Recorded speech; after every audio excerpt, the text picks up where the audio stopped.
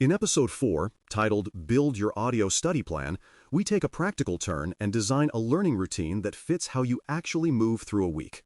Audio is forgiving. No desk, no screen, no perfect workspace required, but it still deserves structure. The promise here is simple: a plan you will follow because it respects your attention, your energy, and your calendar. We will shape outcomes, cluster episodes into themes, place listening into natural gaps, and convert what you hear into short, spoken notes you can search and replay. The goal is confidence through momentum rather than a heroic sprint. By the end, you will have a study rhythm that feels like part of your workday, not a chore competing with it, and a small set of habits that steadily turn listening time into durable skills. A sturdy plan starts with outcomes that tie directly to tasks and timelines you already own. Vague aims like learn more about authorization sag under real-world pressure, while targeted aims like explain the boundary in a kickoff next Tuesday pull you forward.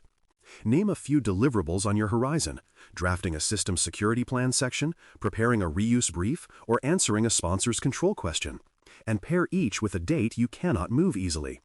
Now map which episodes serve those deliverables, and mark a modest expected impact beside each, such as clarify inheritance narrative or improve continuous monitoring cadence. When study time has a nearby job to do, attention rises and recall sticks. You are not just learning, you are rehearsing for a performance that already appears on your calendar. Coherence improves when you group episodes into weekly themes with realistic durations. A theme is a story arc. Roles and authorizations one week, documentation artifacts the next, continuous monitoring after that. Limit each week's listening to what fits your available hours, not an idealized version of your schedule, but the one you actually live. If you can manage 40 minutes a day, plan for 3 or 4 episodes across the week and leave margin for a short review pass. Thematic grouping prevents context-switching fatigue and lets ideas build on one another. When a week has a shape, you finish Friday feeling a specific capability has grown, not just that you consumed audio. That sense of progress is fuel for the next theme. Placement matters, so reserve recurring listening windows where your attention is steady but not overloaded. Commutes, short walks, gym sessions, or the break between meetings.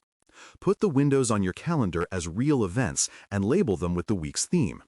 Treat these like any appointment you would not casually cancel and protect them from scope creep. Many professionals find a morning commute is prime time for concept intake, while an afternoon walk helps with synthesis and recall.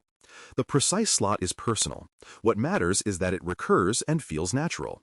By attaching learning to rhythms you already keep, you reduce the effort needed to get started and sidestep the willpower trap that sinks many study plans.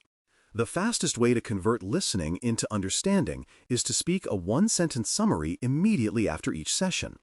Keep it short enough to remember verbatim and concrete enough to test later. For example, 4 phases, 2 paths, 3 documents anchor any authorization discussion, captures a concept you can retrieve on demand. Speaking engages a different memory pathway than silent reflection and helps you discover gaps. If the sentence feels mushy, you likely need one more pass. Record the line in your own voice and title it with the episode number and theme so you can find it quickly. Over time, these one-liners become a compact glossary of how you explain the program in your organization's language. Spaced repetition turns those brief notes into long-term memory without grinding practice. After first capture, revisit your note within a day, then 3 days, then a week, then 2 weeks. Each revisit should be quick. Play the line, restate it aloud without reading, and add a 5-second tag if your understanding deepened. The intervals stretch as recall stabilizes. This pattern mirrors how forgetting works. You refresh just before the trace fades, which strengthens it far more than mass review. If you use a voice notes app, schedule tiny reminders that link directly to the clip, so you can rehearse hands-free during ordinary moments, waiting for a call to start, walking to a conference room, or parking the car. Application locks in meaning, so run micro-scenarios that practice a specific step inside your environment. After an episode on roles, imagine the opening minute of a sponsor call and deliver your crisp explanation of who decides what. After a segment on documentation, rehearse describing your boundary in plain words to a new team member. These scenarios last under 2 minutes and end with, "What artifact would I open next?" By tying an idea to a plausible moment in your workday, you set a retrieval cue your brain can find later under pressure. The key is scale.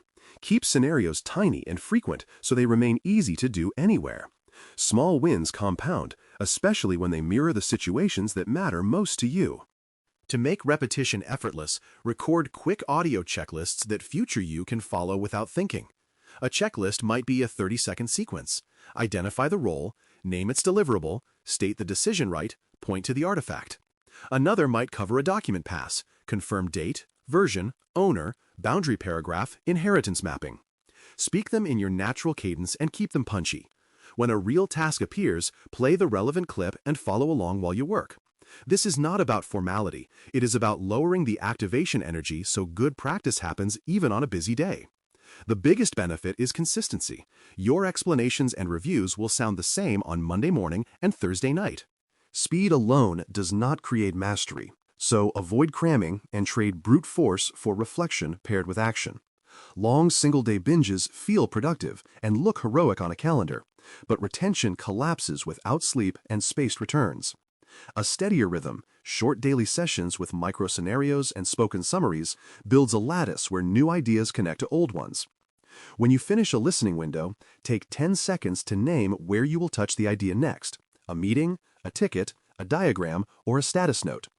That tiny bridge converts theory into a move you can make, and it turns the study plan into an engine for visible improvement rather than a parallel pastime.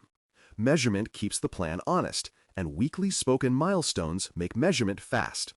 At the end of the week, record a 1-minute check-in that answers 2 prompts: what you can now explain or do that you could not on Monday, and what blocked you. If the answer to the first prompt is vague, your themes may be too wide or your sessions too long. If the second reveals recurring time conflicts, adjust the window placement rather than abandoning the plan. Keep these clips in a dated folder. Over a month, they form a narrative of progress you can replay when motivation dips or when you prepare for a conversation with a stakeholder who asks how your preparation is going. A simple mantra helps you stay oriented when the week gets noisy. Hear, say, simulate, schedule, share. Hear the episode in a protected window. Say the 1-sentence summary into your notes. Simulate a tiny scenario that ties the idea to your environment. Schedule the next spaced repetition interval. Share a 30-second takeaway with a teammate or sponsor who benefits from the clarity. The words are ordinary by design.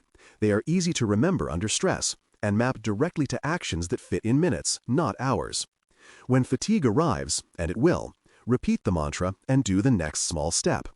Momentum beats intensity when the horizon is long. Accountability multiplies effort, and brief peer voice check-ins provide just enough social friction to keep you on track.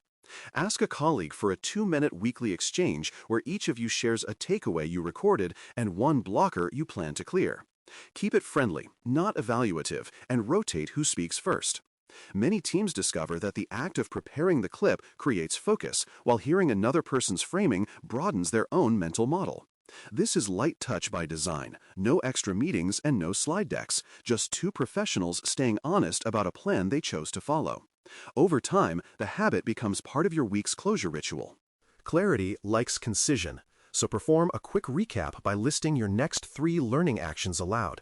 Name the specific episode or theme, the context where you will apply it, and the day you will revisit the note.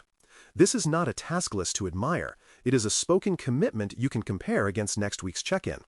If you consistently miss a particular action, adjust its scope or move it to a time that respects your energy.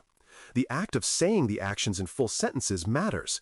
It transforms intent into a small promise, which your mind is surprisingly good at tracking even when the week becomes crowded. As you close the loop, block calendar time for the coming week and publicly announce your intentions in a channel where it helps: your team chat, a one-on-one agenda, or a simple note to a mentor. The calendar block protects the practice.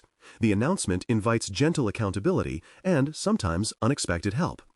When someone knows you are exploring a topic, they will often send a resource or ask a question that sharpens your thinking. Keep the announcement short and neutral: the theme, the windows, and the outcome you aim to reach. That is enough to align your environment with your plan and to signal that professional development here is not an afterthought. It is part of how you do your job well. What emerges from these pieces is a plan that respects how professionals actually live their days. Outcomes tie learning to real deliverables. Themes keep weeks coherent. Recurring windows protect time. Spoken summaries and spaced repetition consolidate memory.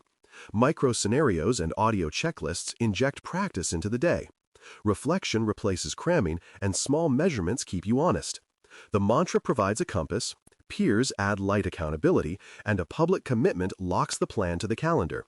None of this requires a heroic schedule change. It asks only for a handful of 5-minute moments placed where you already have them and a willingness to treat your own voice as a study tool that works anywhere. We finish by reinforcing the same promise that opened this episode. A study plan succeeds when it fits your life and turns listening into durable skill. If you keep the pieces small and consistent, they will add up quickly. Before you move on, open your calendar and protect the next listening window. Speak a sentence that captures the outcome you want most in the next 7 days, and identify one person who will hear your 60-second milestone at week's end. Announcing your intentions is not theater. It is a practical lever that changes how you allocate attention. With that lever pulled, your audio-first plan is built, and the work ahead will feel both lighter and more deliberate. Thanks for listening. For more audio courses, daily newsletters, and more, please visit baremetalcyber.com.